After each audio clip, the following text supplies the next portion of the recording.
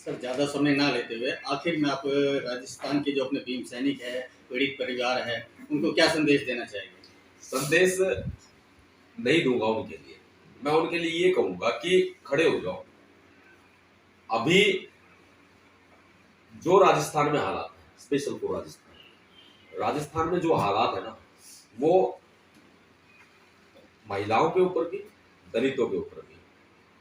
घरों से बाहर निकलते हैं तो एट्रोसिटी, किसी के घर के सामने से गुजरते हैं तो एट्रोसिटी, अगर किसी से बातचीत करते हैं तो एट्रोसिटी, जाति सूचक शब्द बोलने की। यानी कि जीवन जीना पूरा खत्म हो चुका है, स्वाभिमान की जिंदगी जीना पूरा खत्म हो चुका है। उसका एक ही इलाज है, एक ही रास्ता है, भीम सैनिक बन जाओ। भीम सेना में आपका स्वागत है। अपनी रक्षा आप खुद करेंगे और अपनों की भी रक्षा करेंगे, पड़ोसियों की भी रक्षा करेंगे, क्योंकि हम लोगों को बुजदिल नहीं बनाते, हम लोगों को चूड़ियां पहनना नहीं सिखाते, हम लोगों को वीर बनाते हैं।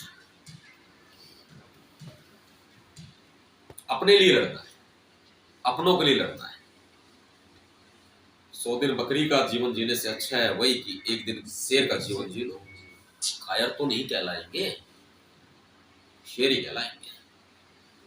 मर जितेंद्र पाल मेघवाल को लेके आगे की आपकी रणनीति क्या रहेगी? जितेंद्र पाल मेघवाल को लेकर के अभी मैं आपको बताऊं कि मेरी कल ही पाली के डीएम साहब से बात हुई, मेरी वहाँ के एसएसपी से बात हुई है।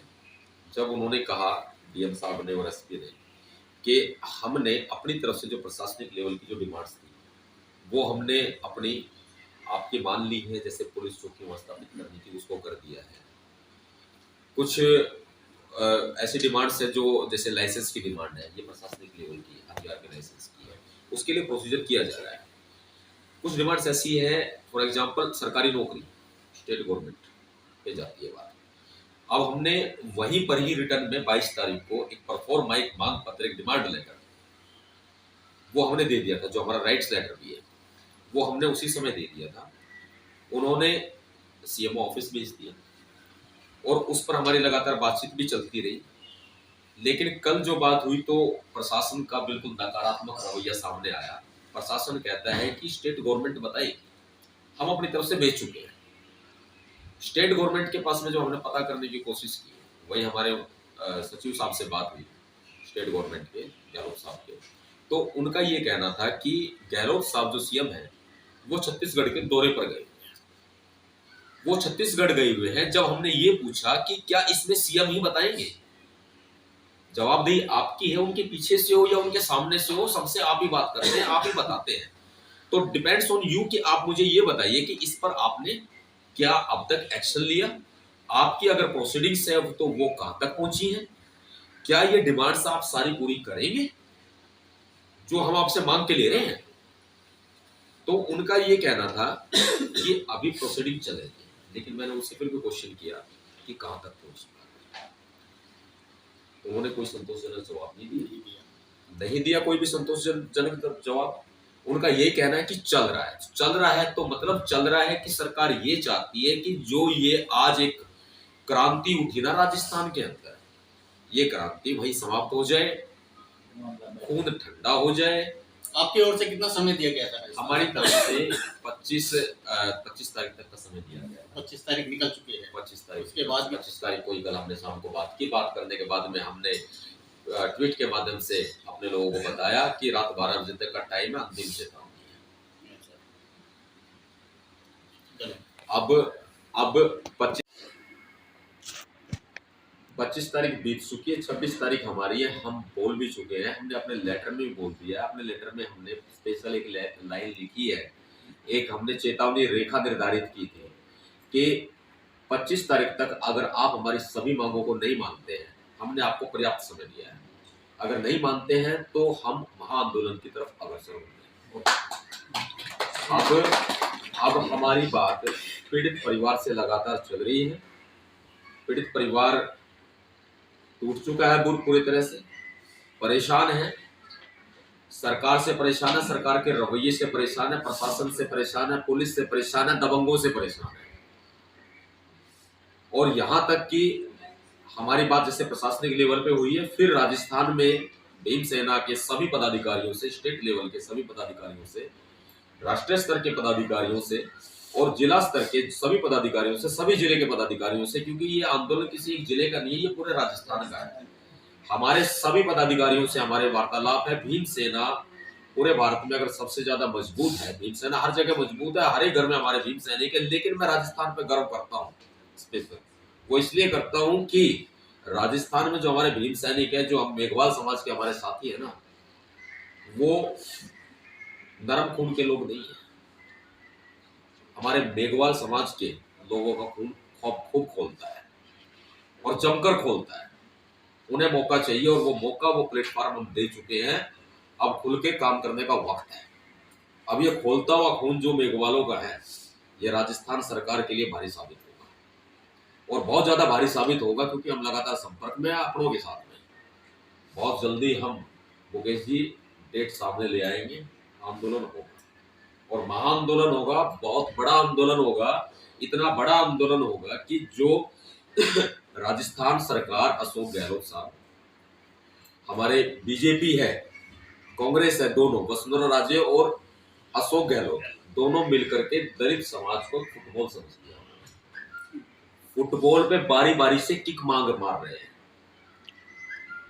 प्लेयर है वसुंधरा राजे, खिलाड़ी है, और खिलाड़ी है अशोक गहलोत। फुटबॉल को एक पिटने वाली बॉल बना रखा है, पीटते हैं उसको। कभी वसुंधरा राजे जीतती है, बीजेपी जीतती है, तो कभी अशोक गहलोत कांग्रेस जीतते हैं, लेकिन पिट तो फुटबॉल रही है। अब ये जो फुटबॉल का मैदान इन्होंने बना रखा है ना, बीजेपी और कांग्रेस ने राजस्थान, अब इस मैदान को हम क्रिकेट का मैदान बनाते हैं।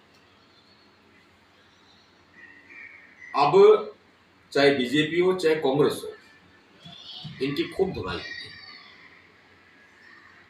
यहां तक कि आपको बता देते हैं कि राजस्थान के अंदर बड़ा बदलाव करेंगे। ये महाक्रांति एक विद्रोह का रूप लेंगे। लोग परेशान है, लोग दुखी है, बहुत ज्यादा परेशान है, बदलाव चाहते हैं। अब ये बदलाव भीमसेना करेंगे, इसलिए बहुत जल्दी तारीख निर्धारित की जाएगी और हम अशोक गहलोत की छाती पे चढ़ के बोलेंगे। अब जैसे दिल्ली में रह रहे कुछ मेघवाल समाज के जो युवा साथी है, युवा पीढ़ी है, तो कुछ लोग आपके वहाँ प्रदर्शन में वगैरह नहीं पहुँच पाए थे, तो अब जो आगे की आपकी रणनीति रहेगी और दिल्ली में रह रहे मेघवाल समाज को आप क्या मैसेज देना चाहेंगे? अपनी मिट्टी होती है, अपनी मिट्टी की खुशबू जो है ना, इंसान को कभी नहीं भूलनी चाहिए। हम एक गाना सुना है ना आपने, 2 पैसे कमाने में आया शहर, मेरा गांव मुझे बहुत याद आता है। बहुत पुराना गाना है ये, नहीं जानता मैं कौन सी फिल्म का है, नहीं जानता मैं किसने गाया है, लेकिन आप लोग एक बात समझ लो, और जो दिल्ली में रह रहे हैं, गुड़गांव में रह रहे हैं, गुड़गांव में दिल्ली में बहुत बड़ी आबादी है, नोएडा, गाजियाबाद, राजस्थान के साथ एजुकेटेड है, और जो अनएजुकेटेड है वो भी, वो इस बात को समझ ले कि आज आपके गांव ने, आपके राजस्थान ने आपको पुकारा है, वो अब नहीं पहुंच पाए तो क्या होगा? आगे अगर आंदोलन खड़ा होगा ना, आगे ये महाक्रांति खड़ी होगी, ये महाआंदोलन खड़ा होगा, तो आपको आपके गांव की मिट्टी की खुशबू जो है ना, आपको अपना देश, अपना राजस्थान, पधारो हमारे देश बोलते हैं ना, वही गुनगुनाते हैं। मैंने कहा वो फिल्म का नाम मैं नहीं जानता, लेकिन आने वाले समय में जो राजस्थान की फिल्म बनाएंगे ना, उसका डायरेक्टर आप होंगे, वो फिल्म आप लोगों को बनाएंगे। दिल से ये बातें बोल रहा हूँ आपको, क्योंकि दर्द है पूरे राजस्थान। अपनों को ना भूलो कभी भी, कभी अपनों को नहीं भूलना है, आपको पूरे दलबल के साथ पहुंचना होगा। और मैं अपनी बात जो कह रहा था अभी, जयपुर में अशोक गहलोत की छाती पे चढ़ के बोलेंगे।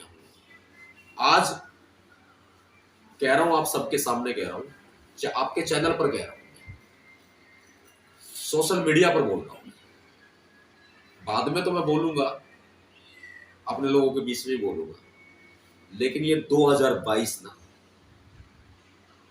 बीजेपी और कांग्रेस को डूबता हुआ जहाज साबित कर देंगे। आप ये समझ लो, अशोक गहलोत डूबता हुआ जहाज है, वसुंधरा राजे डूबता हुआ जहाज है, और डुबोएगा कौन? ये मेरी कौन। ये मेरी कॉम है, जो ये मेघवाल है, जो ये बहुजन समाज के लोग हैं, जो ये अनुसूचित जाति के लोग हैं, जिनको दलित बताकर दबाया जाता है, डला जाता है, कुचला जाता है, जो दबंग है, दलित नहीं है, ये लोग हैं।